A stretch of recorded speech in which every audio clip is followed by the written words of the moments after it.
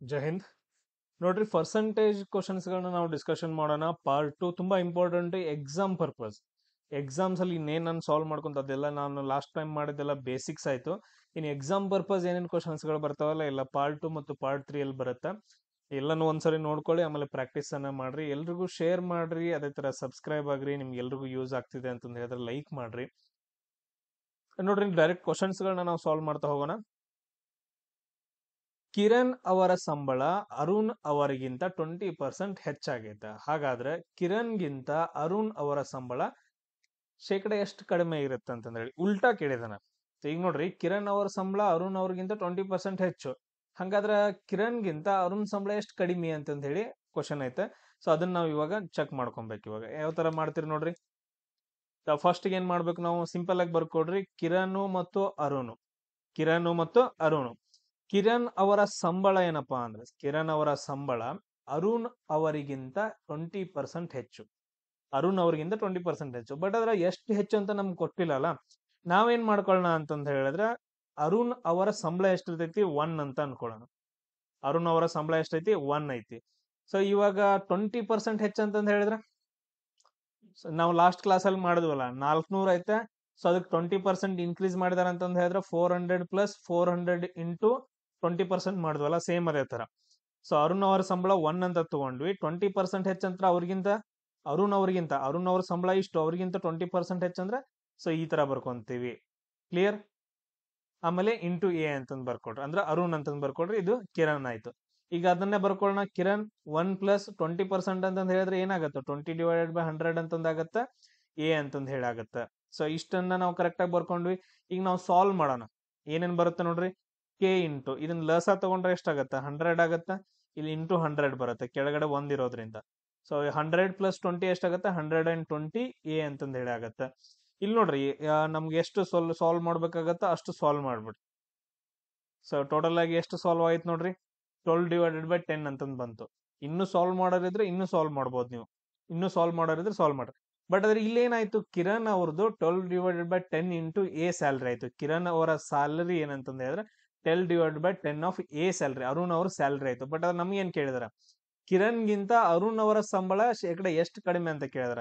ನಾವು ಇದನ್ನ ಉಲ್ಟಾ ತಗೊಂಡ್ ಬರ್ಬೇಕು. ಅರುಣ್ ಈ ಕಡೆ ತಗೊಬೇಕು, ಕಿರಣ್ ಆ ಕಡೆ ಕಳಿಸ್ಬೇಕು. ಅವಾಗ ಏನ್ ಮಾಡ್ತೀವಿ, ಅರುಣ್ ಅಂತಂದ್ ಹೇಳಿ ಇಲ್ಲಿಗೆ ಬಂದ.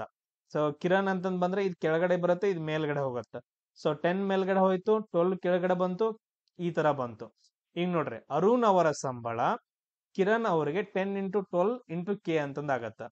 ಸೊ ಇಲ್ಲಿ ಏನಾಗತ್ತ ನೋಡ್ರಿ, ಅರುಣ್ ಅವರ ಸಂಬಳ ಎಷ್ಟು ಬರುತ್ತ, ಕಿರಣ್ ಅವರ ಸಂಬಳಕ್ಕೆ ಇಷ್ಟು ಬರುತ್ತೆ. ಕಿರಣ್ ಅವರ ಸಂಬಳ ಸಮಥಿಂಗ್ ಬರುತ್ತೆ, ಇಂಟು ಇಷ್ಟು ಮಾಡಿದ್ರೆ ಅರುಣ್ ಅವ್ರ ಸಂಬಳಕ್ಕೆ ಸಮ ಆಗತ್ತ ಅಂತಂದೇಳಿ. ಬಟ್ ಅದ್ ನಮ್ಗೇನ್ ಕೇಳಿದ್ರೆ ಎಷ್ಟು ಕಡಿಮೆ ಅಂತ ಕೇಳಿದಾರಲ್ಲ, ಎಷ್ಟು ಕಡಿಮೆ ಅಂತ ಕೇಳಿದಾರ. ಇವಾಗ ನಾವೇನ್ ಮಾಡ್ಬೇಕು, ಎಷ್ಟು ಕಡಿಮೆ ಅಂತ ಕೇಳಿದ್ರ ಕಿರಣ್ ಅವರ ಸಂಬಳ ಎಷ್ಟು 1 ಅಂತಂದೈತೆ, ಮೈನಸ್ ಎಷ್ಟು ಸಂಬಳ ಕಡಿಮೆ ಮಾಡ್ಕೋಬೇಕು, ಇಷ್ಟು ಕಡಿಮೆ ಮಾಡ್ಕೋಬೇಕು. 10/12 ಮೈನಸ್ ಮಾಡ್ಕೊಬೇಕು. ಮೈನಸ್ ಮಾಡ್ಕೊಡ್ರಿ, 12 ಆಯ್ತು, ಇಂಟು 12 ಮಾಡ್ಕೊಡ್ರಿ.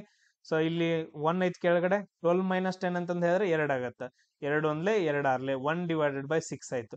ಸೊ ನಮ್ಗೆ ಆನ್ಸರ್ ಎಷ್ಟು ಬಂತು, 1/6 ಅಂತ ಬಂತು. ಇದನ್ನ ನಾವು ಪರ್ಸೆಂಟೇಜ್ ಅಲ್ಲಿ ಕನ್ವರ್ಟ್ ಮಾಡ್ಕೋಬೇಕಲ್ಲ, ಪರ್ಸೆಂಟೇಜ್ ಅಲ್ಲಿ ಕನ್ವರ್ಟ್ ಮಾಡ್ಕೊಬೇಕು. ನಾವು ಆಲ್ರೆಡಿ 1/6 ನಾವು ಇದ್ರಲ್ಲಿ ನೋಡ್ಕೊಂಡಿದ್ವಿ ಅಂತಂದ್ ಹೇಳಿದ್ರೆ ಎಷ್ಟಾಗತ್ತ, 16.66 ಆಗತ್ತೆ. ಎಷ್ಟಾಗತ್ತೆ, 16.66%. ನಿಮ್ಗೆ ಎಲ್ಲಾದ್ರೂ ಗೊತ್ತಿತ್ತು ಅಂದ್ರೆ. ಇಲ್ಲ ಅಂತಂದ್ ಹೇಳಿದ್ರೆ ಕನ್ವರ್ಟ್ ಮಾಡ್ಕೊಳ್ಳೋದಾಯ್ತು ಅಂತಂದ್ ಹೇಳಿದ್ರೆ ಇಂಟು ಮಾಡ್ಕೊಡ್ರಿ. ಫ್ರಾಕ್ಷನ್ ಅನ್ನ ಇದ್ರಲ್ಲಿ ಕನ್ವರ್ಟ್ ಮಾಡ್ಕೋಬೇಕಂದ್ರೆ ಪರ್ಸೆಂಟೇಜ್ ಅಲ್ಲಿ. ಸೊ 2 ಮೂರ್ಲೆ 6, 2 ಐದ್ಲೆ 10, ಆಮೇಲೆ 50/3 ಮಾಡಿದ್ರೆ 3 ಒಂದ್ಲೆ 3, 2 ಉಳಿತು, 3 ಆರ್ಲೆ 18, ಮತ್ತೆ 2 ಉಳಿತು, ಸೇಮ್ ಹಂಗೆ ಬರುತ್ತೆ. 16.66% ಅಷ್ಟು ಅರುಣ್ ಅವರ ಸ್ಯಾಲ್ರಿ ಕಿರಣ್ ಅವ್ರಿಗಿಂತ ಕಡಿಮೆ ಐತೆ ಅಂತಂದ ಹೇಳಿ. ಈ ತರ ಕ್ವಶನ್ಸ್ ಗಳನ್ನ ನಮ್ಗೆ ಕೇಳ್ತಾರ. ನಾವು ಇದನ್ನ ಕರೆಕ್ಟ್ ಆಗಿ ಬರ್ಕೊಬೇಕು, ಆಮೇಲೆ ಚೇಂಜಸ್ ಮಾಡ್ಕೊಬೇಕು. ಸೇಮ್ ಅದೇ ತರ ಕ್ವಶನ್ ನೋಡ್ರಿ, ಇನ್ನೊಂದು ಕ್ವಶನ್ ಐತೆ. ಒಂದು ಸಂಬಳವು ಬಿ ಗಿಂತ 50% ಹೆಚ್ಚು. ಸೊ ಇಲ್ಲಿ ಎ ಅಂತಂದ್ ಬರುತ್ತೆ. ಎ ಸಂಬಳವು ಬಿ ಗಿಂತ 50% ಹೆಚ್ಚು. ಎ ಅಂತಂದ್ ಇಲ್ಲಿ ಬರ್ಕೊಂತೀನಿ, ಬಿ ಅಂತಂದ್ ಇಲ್ಲಿ ಬರ್ಕೊಂತೀನಿ. ನಂತರ ಬಿ ಯ ಸಂಬಳ ಶೇಕಡಾವಾರು ಎ ಗಿಂತ ಎಷ್ಟು ಕಡಿಮೆ ಇರುತ್ತಂತ ಕ್ವಶನ್ ಅನ್ನ ಕೇಳಿದ್ರ. ಇಲ್ಲಿ ನೋಡ್ರಿ, ಎ ಅವರ ಸಂಬಳ ಅಂತಂದ್ ಹೇಳಿ ಬರ್ಕೊಳ್ಳೋಣ, ಈಕ್ವಲ್ ಟು ಬಿ ಗಿಂತ 50% ಹೆಚ್ಚು ಅಂತಂದ್ ಹೇಳಿದ್ರ, ಬಿದ್ ಆಲ್ರೆಡಿ ಸ್ಯಾಲರಿ 1 ಅಂತಂದ್ ತಗೊಳ್ಳೋಣ. 50% ಜಾಸ್ತಿ ಅಂತಂದ್ ಹೇಳಿದ್ರೆ 1 ಇಂಟು 50% ಆಫ್ ಬಿ ಅಂತಂದ್ ಹೇಳಿ ಈ ತರ ಬರ್ಕೊಂಡ್ವಿ. ಇದು ಇಕ್ವೇಶನ್ ಆಯ್ತು. ಸಿಂಪ್ಲಿಫೈ ಮಾಡಿ ಬರ್ಕೊಡ್ರಿ. 1 ಪ್ಲಸ್ 50 ಡಿವೈಡೆಡ್ ಬೈ 100 ಆಗತ್ತ ಇಂಟು ಬಿ ಅಂತಂದ್ ಹೇಳಾಗತ್ತ. ಇನ್ ಕ್ಯಾಲ್ಕುಲೇಷನ್ ಮಾಡ್ರಿ, ಲಸ ತಗೊಂಡು ಎ ಈಕ್ವಲ್ ಟು 100. ಸೊ ಲಸ ಕೆಳಗಡೆ ಇದು 1 ಐತೆ, ಲಸ ಎಷ್ಟು ಬರುತ್ತೆ 100 ಬರುತ್ತೆ. 150 ಆಯ್ತು. ಇದು 0 ಕ್ಯಾನ್ಸಲ್, ಇದು 0 ಕ್ಯಾನ್ಸಲ್. ಇದೇನಾಯ್ತು, ಎ ಅವರ ಸಂಬಳ. ಎ ಅವರ ಸಂಬಳ ಈ ಕೆಲವು ಜನರಿಗೆ ಗೊತ್ತಿರಲ್ಲ. ಸೊ ನಾನು ಒಂದು ಮಾತು ಹೇಳ್ತೀನಿ ಕೇಳ್ರಿ. ಎ ಅವರ ಸಂಬಳ 15 ಡಿವೈಡೆಡ್ ಬೈ 10 ಆಫ್ ಬಿ ಅಂತಂದ್ ಹೇಳಿ ಇಷ್ಟು ಬಂತು ನಾವು ಕ್ಯಾಲ್ಕುಲೇಷನ್ ಮಾಡಿದಾಗ. ಅವ್ರು ಏನ್ ಕೊಟ್ಟಿದಾರೆ ಅದನ್ನ ಬರ್ಕೊಂಡಾಗ. ಈಗ ಫಾರ್ ಎಕ್ಸಾಂಪಲ್ ನಾವೇನ್ ಮಾಡ್ಕೊಳ್ಳೋಣ ಅಂತಂದ್ ಹೇಳಿದ್ರೆ, ಬಿ ಅವರ ಸಂಬಳ 1000 ಆಯ್ತು ಅಂತ ಅನ್ಕೊಡ್ರಿ. ಬಿ ಅವರ ಸಂಬಳ 1000 ಆಯ್ತು ಅಂತಂದ್ ಹೇಳಿದ್ರೆ ಎ ಅವರ ಸಂಬಳ ಎಷ್ಟಾಗತ್ತ, 15 ಇಂಟು 10 ಇಂಟು 1000. ಸೊ ಅಂದ್ರೆ ಈ 2 0 ಕ್ಯಾನ್ಸಲ್, ಈ 2 0 ಕ್ಯಾನ್ಸಲ್. ಎಷ್ಟಾಗತ್ ನೋಡ್ರಿ, 15 ಹತ್ಲೆ, ಸಾರಿ ಇಲ್ಲಿ 1 0 ಅಷ್ಟೇ ಕ್ಯಾನ್ಸಲ್. 15 ಇಂಟು 100 ಅಂತಂದ ಹೇಳಿದ್ರೆ 1500 ಆಯ್ತು. 1500 ಎ ಅವರ ಸ್ಯಾಲ್ರಿ 1500ಕ್ಕೂ ಆಮೇಲೆ 15 ಇಂಟು 10 ಆಫ್ ಬಿ ಅವರ ಸ್ಯಾಲ್ರಿಗೂ ಈಕ್ವಲ್ ಆಗಿರತ್ತ ಅಂತಂದ್ ಹೇಳಿ. ಸೊ ಇವಾಗ ಎ ಅವರ ಸ್ಯಾಲ್ರಿ ಎಷ್ಟು ಜಾಸ್ತಿ ಐತಿ, 15 ಡಿವೈಡೆಡ್ ಬೈ 10 ರಷ್ಟು ಜಾಸ್ತಿ ಐತಿ ಅಂತಂದ್ ಹೇಳಿ ಹೇಳ್ಕೊಬಹುದು ನಾವು ಇವಾಗ. ಬಟ್ ಅದ್ರ ನಮ್ಗೇನ್ ಕೇಳಿದಾನ, ಬಿ ಅವರ ಸಂಬಳ ಎಗಿಂತ ಎಷ್ಟು ಕಡಿಮೆ ಇರತ್ತೆ ಅಂತಂದೇಳಿ. ನಾವು ಬಿ ಅವರ ಸಂಬಳ ತಗೋಬೇಕಂದ್ರೆ ಬಿ ಅನ್ನ ಈ ಕಡೆ ತಗೊಂಡ್ ಬರ್ಬೇಕು. ಬಿ ಈಕ್ವಲ್ ಟು ನೋಡ್ರಿ, ಇದು 15 ಕೆಳಗಡೆ ಬರುತ್ತೆ, 10 ಮೇಲ್ಗಡೆ ಹೋಗುತ್ತೆ. 10 ಮೇಲ್ಗಡೆ ಹೋಯ್ತು, 15 ಕೆಳಗಡೆ ಬಂತು, ಎ ಅಂತಂದ್ ಹೇಳಿ ಬಂತಿಲ್ಲಿ. ಸೊ ಇವಾಗ ನಾವ್ ಏನ್ ಮಾಡ್ಕೊಳ್ಬೇಕು, ಇಷ್ಟು ಸಂಬಳ ಏನಂತಂದ್ ಹೇಳಿದ್ರೆ ಎಗಿಂತ ಜಾಸ್ತಿ ಇರುತ್ತೋ ಅಥವಾ ಕಮ್ಮಿ ಇರುತ್ತೋ ನಮ್ಗೆ ಗೊತ್ತಿಲ್ಲ.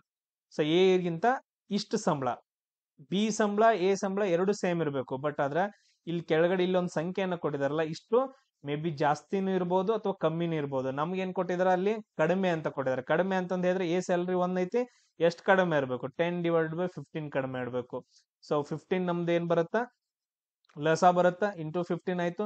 15 ಮೈನಸ್ 10 ಅಂತಂದ್ ಹೇಳಿದ್ರೆ 5 ಆಗತ್ತ. 5 ಒಂದ್ಲೆ 5 3s 1 ಡಿವೈಡೆಡ್ ಬೈ 3 ಅಂತಂದ್ ಹೇಳ್ತೀವಿ. 1 ಡಿವೈಡೆಡ್ ಬೈ 3 ಅಂತಂದ್ ಹೇಳಿದ್ರೆ ಪರ್ಸೆಂಟೇಜ್ ಅಲ್ಲಿ ಬರೆದ್ರೆ ಎಷ್ಟಾಗತ್ತೆ, 33.33% ಆಗತ್ತ. ಅಥವಾ ಇಂಟು 100 ಮಾಡ್ರಿ, ಅವಾಗೂ ನಿಮ್ದು ಆನ್ಸರ್ ಇಷ್ಟ ಬರುತ್ತೆ. ಕ್ಲಿಯರ್ ಆಯ್ತಾ ಎಲ್ರಿಗೂ? ನಾವೆಲ್ಲಾನು ಕ್ಯಾಲ್ಕುಲೇಷನ್ ಮಾಡಿದಾಗ ಇಲ್ಲಿ ಫಸ್ಟ್ ಒನ್ ನಾವು ಇದನ್ನ ಚೆಕ್ ಮಾಡಿದಾಗ A equal to 15 divided by 10 of B ಅಂತಂದ್ ಹೇಳಿ, A salary B salary equal ಆಗೈತೆ. ಬಟ್ ಆದ್ರೆ ಇದೊಂದು ನಡುವೆ ಐತೆ, ಇದೇನಪ್ಪಾ ಅಂತಂದ್ ಹೇಳಿದ್ರೆ ಜಾಸ್ತಿ ಐತೆ. ಬಿಗಿಂತ ಎ ಅವರ ಸ್ಯಾಲ್ರಿ 15/10 ಜಾಸ್ತಿ ಐತೆ ಅಂತಂದ್ ಹೇಳಿ ನಾವು ಆಲ್ರೆಡಿ ಬರ್ಕೊಂಡಿದ್ವಿ. ಅಂದ್ರೆ 50% ಜಾಸ್ತಿ ಇದ್ದಂಗಿದು. ಬಟ್ ಅದ್ರ ನಮ್ಗೇನ್ ಕೇಳಿದಾರೆ, ಬಿ ಅವರ ಸ್ಯಾಲ್ರಿ ಕೇಳಿದಾರೆ. ಬಿ ಅವರ ಸ್ಯಾಲ್ರಿ ಎಗಿಂತ ಎಷ್ಟು ಕಡಿಮೆ ಇರುತ್ತೆ, ಇದನ್ನ ನಾವು ಉಲ್ಟಾ ಬರ್ಕೋಬೇಕಾಗತ್ತೆ. 10 ಡಿವೈಡೆಡ್ ಬೈ 15 ಎ ಅಂತಂದ್ ಬರ್ಕೊಂಡ್ವಿ. ಬಿ ಅವರ ಸ್ಯಾಲ್ರಿ ಎಗೆ ಸಮ ಇರಬೇಕು. ಬಟ್ ಆದ್ರೆ ಇಲ್ಲಿ ನಡುವೆ ಒಂದು ಸಂಖ್ಯೆಯನ್ನ ಕೊಟ್ಟಿದ್ದಾರೆ, 10 ಡಿವೈಡೆಡ್ ಬೈ 15 ಅಂತಂದ್ ಹೇಳಿ. ಇದು ಕಮ್ಮಿ ಆಗತ್ತೆ, ವ್ಯಾಲ್ಯೂ ಕಮ್ಮಿ ಆಗತ್ತೆ. ಅದಕ್ಕೋಸ್ಕರ ಬಿ ಅವರ ಸ್ಯಾಲ್ರಿ ಎ ಅವರಿಗಿಂತ 10 ಡಿವೈಡೆಡ್ ಬೈ 15 ಕಮ್ಮಿ ಐತಿ ಅಂತಂದ್ ಹೇಳ್ಬೇಕು. ಬಟ್ ಆದ್ರೆ ಪರ್ಸೆಂಟೇಜ್ ಅಲ್ಲಿ ಹೇಳ್ಬೇಕಂತಂದ್ ಹೇಳಿದ್ರೆ ಈ ತರ ಕ್ಯಾಲ್ಕುಲೇಷನ್ ಮಾಡ್ಕೊಂಡು ಹೇಳ್ಬೇಕಾಗತ್ತ. ನೆಕ್ಸ್ಟ್ ಕ್ವಶನ್ ನೋಡ್ರಿ, ಈ ತರ ಕ್ವಶನ್ಸ್ ಗಳನ್ನ ಇಂಪಾರ್ಟೆಂಟ್ ಆಗ್ತಾವ, ಕೇಳ್ತಾರ. ಇಲ್ಲಿ ನೋಡ್ರಿ, ಹಣ್ಣು ಮಾರುವ ಒಬ್ಬ ಸೇಬು ಹಣ್ಣುಗಳನ್ನ ಹೊಂದಿದಾನ. ಸೊ ಅವನ್ ತಕ್ಕ ಎಷ್ಟು ಪರ್ಸೆಂಟೇಜ್ ಅದಾವ, 100% ಸೇಬು ಹಣ್ಣುಗಳಿದಾವ ಅಂತ ಅನ್ಕೊಡ್ರಿ ಅಷ್ಟ, ಇದು ಬೇಕಾಗೂ ಇಲ್ಲ.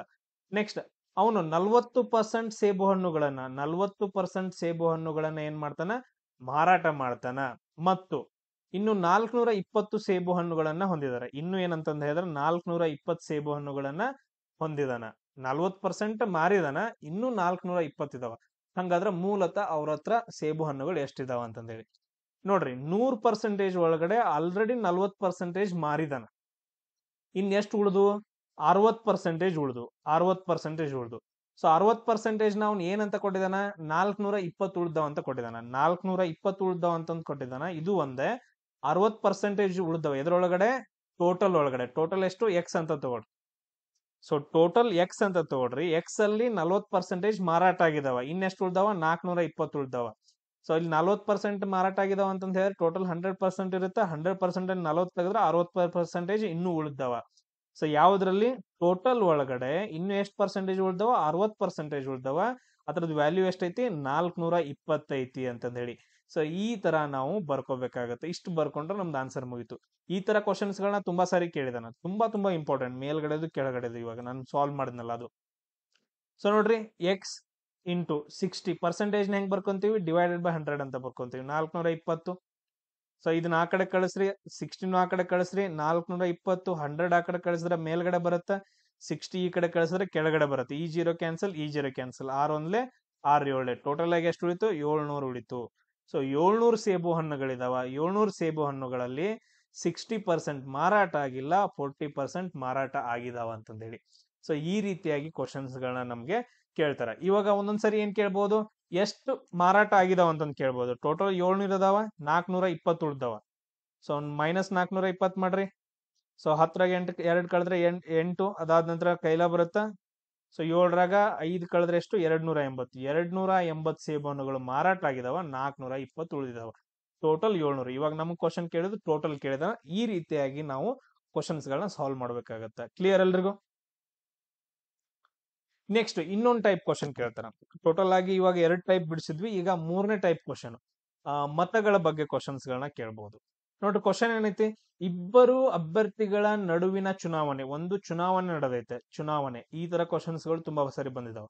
ಒಬ್ಬರು ಒಟ್ಟು ಮಾನ್ಯ ಮತಗಳಲ್ಲಿ 55% ಪಡ್ಕೊಂಡಿದಾರ. ಒಬ್ರು ಅನ್ಕೊಳ್ಳೋಣ ಎ ಅಂತಂದೇಳಿ. ಅವ್ರು ಎಷ್ಟು ಪರ್ಸೆಂಟೇಜ್ ಪಡ್ಕೊಂಡಿದಾರ, 55% ಮಾನ್ಯತೆ ಇರೋದು. ಇನ್ನು 20% ಮತಗಳೇನಂತಂದ್ ಹೇಳಿದ್ರೆ ಅಮಾನ್ಯವಾಗಿದಾವ. 20% ಏನಂತಂದ್ ಹೇಳಿದ್ರೆ ಅಮಾನ್ಯ, ಅವು ವೋಟಿಂಗ್ ಲೆಕ್ಕಕ್ಕೆ ಇಲ್ಲ, ಲಾಸ್ ಆಗಿದಾವು. ಟೋಟಲ್ ಒಟ್ಟು ಮತಗಳ ಸಂಖ್ಯೆ ಎಷ್ಟು, 705. ಟೋಟಲ್ ಮತಗಳ ಸಂಖ್ಯೆ ಎಷ್ಟಾಗತ್ತ, 705 ಆಗತ್ತ. ಟೋಟಲ್ ಎಷ್ಟಾಗತ್ತ, 705. ಹಂಗಾದ್ರ ಇತರ ಅಭ್ಯರ್ಥಿ ಪಡೆದ ಇನ್ನೊಬ್ಬ ಅಭ್ಯರ್ಥಿ ಏನಂತಂದ್ ಹೇಳಿದ್ರೆ ಬಿ ಅಂತ ಅನ್ಕೊಳ್ಳೋಣ. ಅವ್ನು ಎಷ್ಟು ಪಡ್ಕೊಂಡ ಅಂತಂದೇಳಿ. ಸೊ ಸ್ಟೆಪ್ ಬೈ ಸ್ಟೆಪ್ ಹೋಗೋಣ. ಟೋಟಲ್ ಆಗಿ 7500. ಅದರಲ್ಲಿ 20% ಮತಗಳು ಅಮಾನ್ಯ ಆಗಿದಾವ ಅಂತಂದೈತೆ. 20% ಮತಗಳು ಅಮಾನ್ಯ ಆಗಿದಾವ. ಒಟ್ಟು ಮತಗಳ ಸಂಖ್ಯೆ 7500. ಇವಾಗ ನಾವೇನ್ ಮಾಡೋಣ, ಮಾನ್ಯ ಇರೋ ಎಷ್ಟು, ಇದ್ರಲ್ಲಿ 20% ಅಮಾನ್ಯ ಆಗಿದಾವ. ಇನ್ನು ಮಾನ್ಯ ಇರೋ ಮತಗಳೆಷ್ಟು, 80%. 20% 100% ಇದು ಟೋಟಲ್ ಆಗಿ ಅನ್ಕೊಂಡಾಗ 20% ಅಮಾನ್ಯ ಆಗಿದಾವ. ಇನ್ನು ಉಳಿದುವ ಎಷ್ಟು, 80% ಉಳ್ಕೊಂಡಿದಾವ. ಅಂದ್ರೆ ಇವಾಗ ನಾವು ಕ್ಯಾಲ್ಕುಲೇಷನ್ ಮಾಡೋಣ, ಎಷ್ಟು ಮತಗಳಂತಂದ್ ಗೊತ್ತಾಗ್ತಾವ. 7500ರಲ್ಲಿ 80% ಮಾನ್ಯ ಆಗಿದಾವ ಅಂತಂದ ಹೇಳಿದ್ರೆ ಪರ್ಸೆಂಟೇಜ್ ಕೆಳಗಡೆ ಬರ್ಕೊಂತೀನಿ ಡೈರೆಕ್ಟ್ ಆಗಿ, ಟೈಮ್ ವೇಸ್ಟ್ ಮಾಡೋದು ಬೇಡ. ಈ 2 ಜೀರೋ ಕ್ಯಾನ್ಸಲ್, ಇದೊಂದು ಜೀರೋ, ಇದೊಂದು ಜೀರೋ ಕ್ಯಾನ್ಸಲ್. ಏನ್ ಉಳಿತು, 750 ಇಂಟು 8 ಉಳಿತು. ನೋಡ್ರಿ, 8 ಜೀರೋಲಿ 0, 8 5 40, 8 7 56, 60 ಪ್ಲಸ್ 4 6000. ಟೋಟಲ್ ಆಗಿ ಏನಂತಂದ ಹೇಳಿದ್ರೆ 6000 ಓಟ್ಗಳು ಮಾನ್ಯ ಇದಾವ. ಏನಿದಾವ, ಮಾನ್ಯ ಇದಾವ. ಅಂದ್ರೆ 6000 ಓಟ್ಗಳು ಬಿದ್ದಿದಾವ. 20% ಅಮಾನ್ಯ ಅಂದ್ರೆ ಬಿದ್ದಿಲ್ಲ 7500 ಒಳಗಡೆ.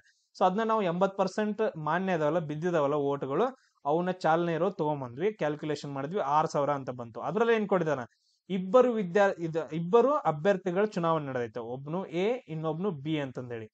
ಸೊ ಒಬ್ಬನಿಗೆ ಎಷ್ಟು ಬಿದ್ದಾವ, 55% ಓಟ್ ಬಿದ್ದಿದಾವ. ಈ 6000ರಲ್ಲಿ 55% ಓಟ್ ಬಿಟ್ಟಾವ. ಹಂಗಾದ್ರೆ ಇತರ ಅಭ್ಯರ್ಥಿ ಇವನ್ ಎಷ್ಟು ಪಡ್ಕೊಂಡಿದಾನ, 55% ಇವನ್ ಪಡ್ಕೊಂಡಿದ ಅಂತಂತ ಹೇಳಿದ್ರೆ ಇವನ್ ಎಷ್ಟು ಪಡ್ಕೊಂಡಿರ್ಬೇಕು, 100ರಲ್ಲಿ. ಇದನ್ನ 100 ಅಂತ ಅನ್ಕೊಡ್ರಿ. ಸೊ 55% ಇವ್ ತಗೊಂಡ ಅಂತಂದ ಹೇಳಿದ್ರೆ ಇವನ್ ಎಷ್ಟು ತಗೊಂತಾನ, 45% ತಗೊಂತಾನ. 6000ರಲ್ಲಿ 45% ಕ್ಯಾಲ್ಕುಲೇಷನ್ ಮಾಡ್ರಿ. 45 ಡಿವೈಡೆಡ್ ಬೈ 100. ಈ 2 ಜೀರೋ ಕ್ಯಾನ್ಸಲ್, ಈ 2 ಜೀರೋ ಕ್ಯಾನ್ಸಲ್. ಏನ್ ಉಳಿತ, 60 ಇಂಟು 45 ಉಳಿತು. ಕ್ಯಾಲ್ಕುಲೇಷನ್ ಮಾಡ್ರಿ. 45 ಇಂಟು 60 ಮಾಡ್ರ.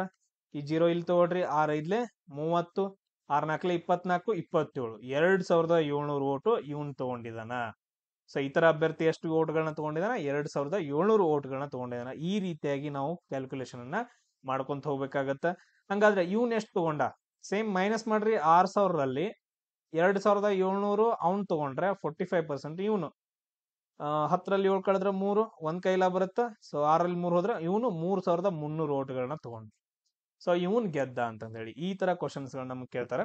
ಸೊ ನೆಕ್ಸ್ಟ್ ಇನ್ನೂ 3-4 ಟೈಪ್ಸ್ ಕ್ವಶನ್ಸ್ ಗಳು ಬರ್ತಾವ. ಅವುಗಳನ್ನ ಕೂಡ ನಾನು ಸಾಲ್ವ್ ಮಾಡ್ತೀನಿ ನೆಕ್ಸ್ಟ್ ಪಾರ್ಟ್ ಅಲ್ಲಿ. ನೆಕ್ಸ್ಟ್ ಕ್ಲಾಸ್ ಅಲ್ಲಿ ಸಿಗೋಣ. ಜೈ ಹಿಂದ್. ಎಲ್ಲರೂ ಶೇರ್ ಮಾಡ್ರಿ, ಸಬ್ಸ್ಕ್ರೈಬ್ ಆಗ್ರಿ, ಲೈಕ್ ಮಾಡಿ.